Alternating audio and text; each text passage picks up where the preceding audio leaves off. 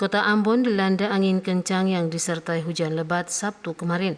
Akibat angin kencang dan hujan lebat tersebut, sebuah pohon besar di depan jalan Sultan Hairun tumbang menutupi badan jalan. Akibat pohon tumbang tersebut, ruas jalan di depan kantor BCA Ambon ditutup akibat adanya pembersihan ranting pohon yang tumbang tersebut. Pembersihan ranting pohon yang tumbang itu dilakukan petugas Damkar Kota Ambon yang dibantu aparat kepolisian dari Polsek Sirimau. Setelah dilakukan pembersihan hampir 1,5 jam, Jalan Sultan Hairun dibuka dan arus lalu lintas di jalan ini kembali normal. Dalam insiden tumbangnya pohon di Jalan Sultan Hairun ini, satu kendaraan roda 2 terjebak di dalam ranting pohon yang tumbang.